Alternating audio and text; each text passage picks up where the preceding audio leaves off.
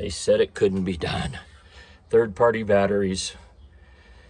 I actually was not going to put it in. I was going to drag this thing behind my pickup down the road and throw it in the nearest dumpster.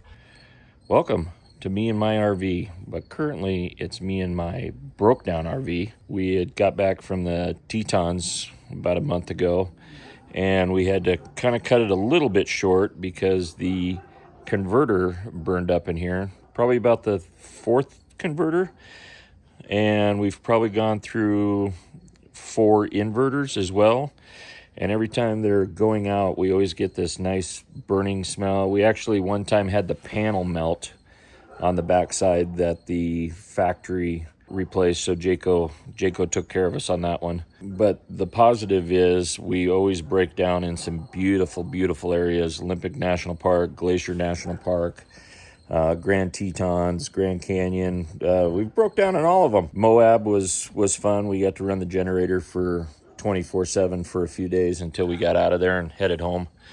But we are going to repair this thing. We're going to show you how we did it. Make this camper awesome.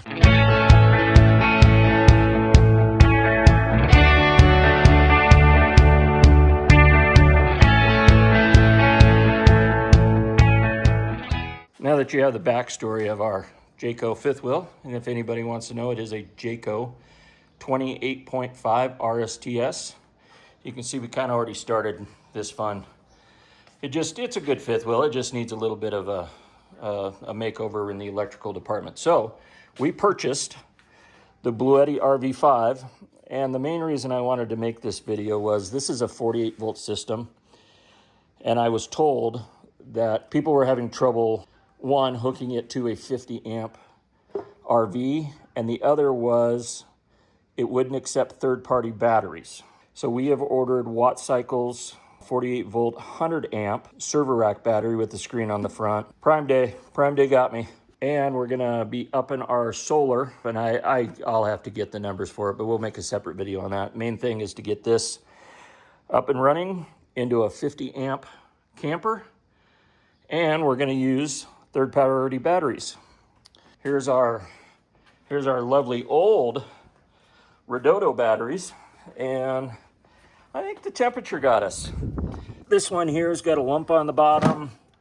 This one's got a lump on the side. I think this one's starting to expand on the sides.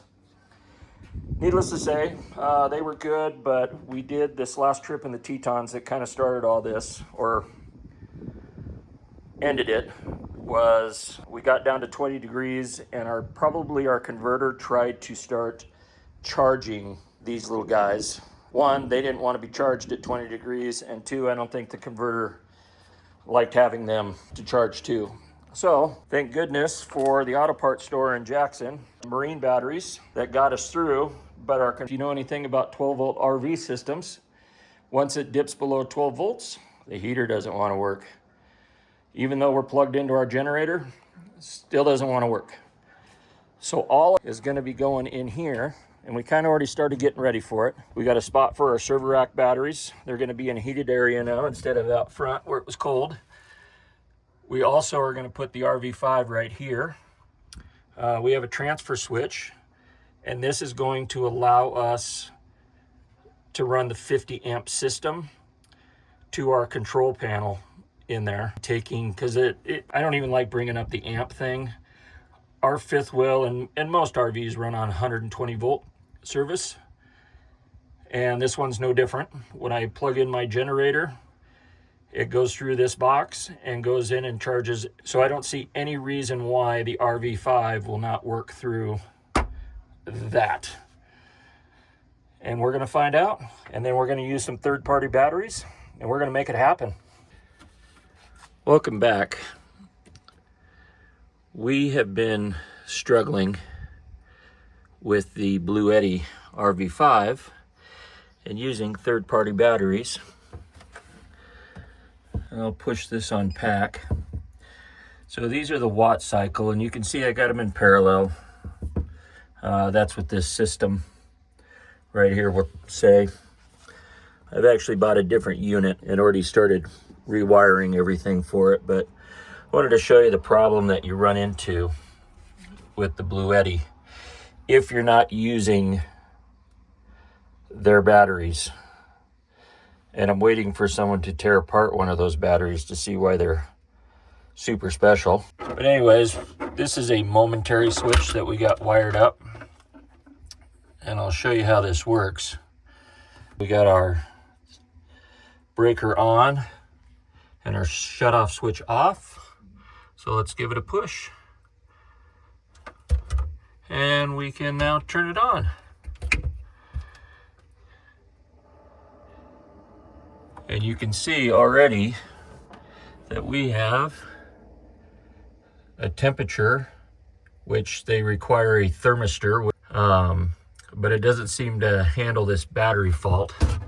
And you can push all of these DC or AC buttons. You can put it to sleep though. That's all I can do.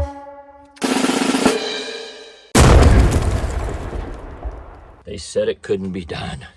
Third-party batteries.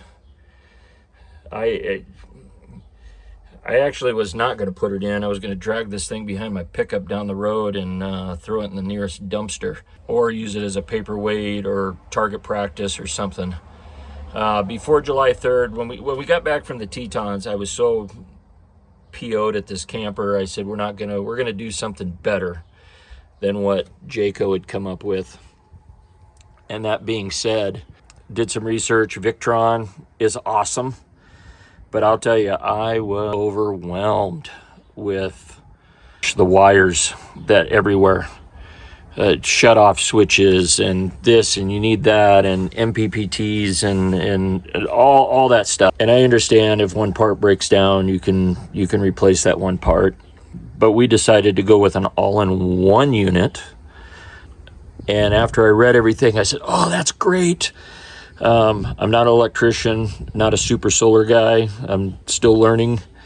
It does have some quirky solar numbers. But anyways, we went with this because it said it worked with third-party batteries. I says, cool. I don't have to buy those $2,000 batteries.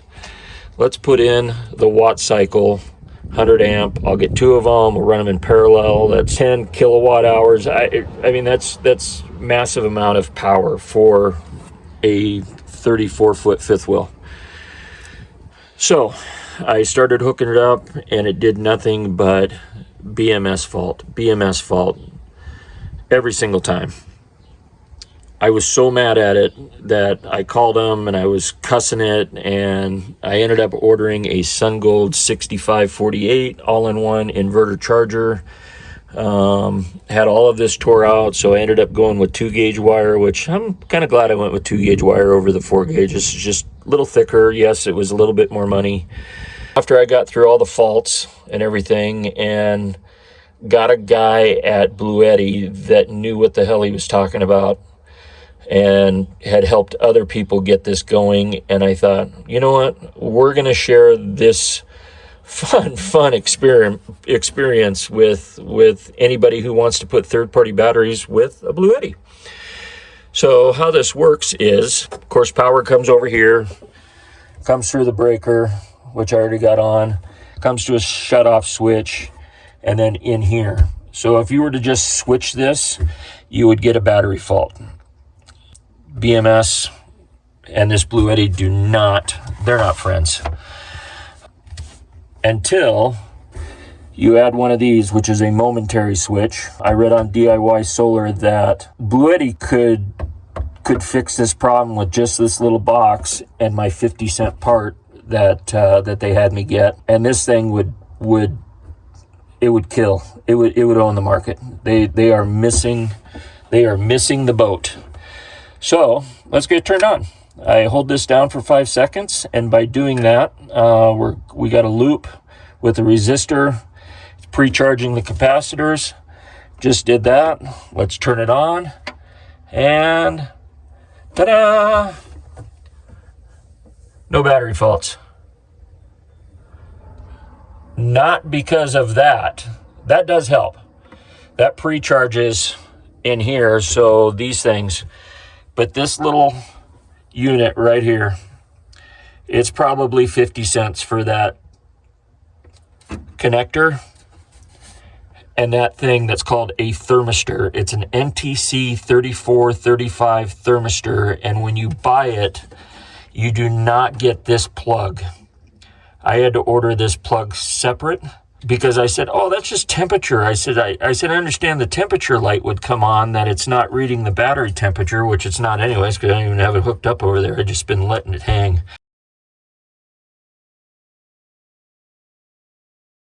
It's called a thermistor, NTC 3435 thermistor.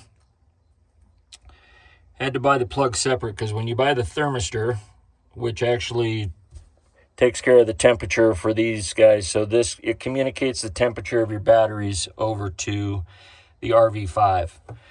So between pre-charging and this little separate little knobby thing that I had to buy, it and this got rid of all my faults. It literally was the missing piece to run third-party batteries. This little thing. I probably spent $8, but it probably maybe 25 to 50 cents is all if you were to be able to buy them singular. I do have an extension that I got as well, and then I can run it over there. I am going to run it over, and because you're just supposed to set it on top of the battery so you can keep heat in there. So I have a 50 amp RV. I have a 50 amp panel. The RV5 only puts out 30 amps. I think it's 42 is where it caps out at, but 30 amp wire comes out of it because it's only got leg 1, neutral, ground, comes into this transfer switch. The camper's only 120 volts. Whether you plug it into your 110, 120 wall, 30 amp, whatever, it goes through like a dog bone. So this is essentially doing the same thing. So power goes in, battery, power in from the grid, comes out, comes around, and it goes into this transfer switch. And then I essentially tied leg 1 and leg 2 together with a little jumper that goes through my system, and then it goes into the panel. Solar, probably not gonna do much. It already charged it up to 100% today. So we're gonna turn that on. Pretty easy. Just gotta make sure that they have a positive, negative, positive. I accidentally put the positive on here the first time. Luckily, I didn't turn anything on. Maybe it's got a little protection against polarity, but we got that right. Got this little bad boy. What else is up here? We got the pack. So if you did have the BLUETTI batteries, the 4810s, that would hook up to the pack. The EMS, I think I'm gonna buy it. That's the E-pad that goes inside. It's $400, but man, it's cool looking. It's black with bright blue, and it allows you to do a few other things. They say it's gonna help communicate with these batteries. So I'm curious on how that works. And then if you ever get a smart panel from BLUETTI, they're about $500. Interesting, of course your RV comes with a panel and everything's in there, so you really don't need it, but it is a smart panel. They say you can check on what certain outlets are doing or switches, or maybe you have to do a little research. So our camper is still a 12 volt camper. The cool thing about BLUETTI is they have an output for DC for 24 or 12 volt. You got to get in the app and switch it, but it runs through and it runs over and it charges this battery. This battery with the fuse on it goes through that, goes through another breaker, shut off. I know some of this stuff is overkill, but we've had so many problems with 7, 8 breakdowns, you know, that Jayco doesn't even put a breaker on their solar. It goes from the roof into the solar MPPT, and there's no breaker, no fuse, no nothing. So some of this might be a little overkill, and I got breakers on the roof too from work, because these are all thanks to BLUETTI and their 50 amp, 50 volt limits. Everything up there is parallel, so I got it in combiner boxes up there. And if you guys want me to make a second video on how that all works, absolutely. I probably have 1 subscriber, and it's me. So there you go. I'm assuming you could probably wire this thing right here direct into the unit, to the camper, and bypass this battery. I just wanted a backup plan. I don't trust trust this camper. I do now. I mean, this is nice stuff, but we've had so many electrical problems that we weren't putting in any of their items anymore. So, how does this work? There we go. So, my camper DC is right here. And yes, this is DC power, but this DC power runs into this hub. And then I need to confuse my camper to say that it's hooked up to shore power, even though it's not. It's hooked up to 48 volt batteries. So when it comes into this hub, I turn it into AC power by pushing that button. And so this power that's going out into this transfer switch that just turned on is like grid power. So all of this power that's here is just like coming from your house. But needless to say, if you want to run the BLUETTI RV5 with third-party batteries, it's going to work. You just need to make sure that you have this secret black box, gray-black, momentary switch, and you need a thermistor NTC 3435, and then you're going to need these little buttons right here. I got the ones with an L, and then I had to clip that little hook off of there. Let me know your thoughts. How bad did I screw it up? All I know, it's working. It runs my air conditioning, my lights work. I can actually run the air conditioner and the microwave at the same time. So if you'd like me to make a separate video on how the solar works for this unit, and we're probably going to go over to the Bighorns and give this thing a trial run. And I'll probably trial run it maybe in my driveway. I'm sure I can make my wife mad enough that she can kick me out for the night and I come out here and stay and see how it actually works. But so far, so good. I like the app. I wish I could get it black on my iPad. But if you guys would like more videos, please like, subscribe. And if you need a little bit more in-depth tour. But the next thing I'm going to do is I got to fix this water tank underneath. That can't go anywhere until I fix that. And then I also got a little putting together on the inside. But other than that, thank you for watching. Enjoy your week. See ya.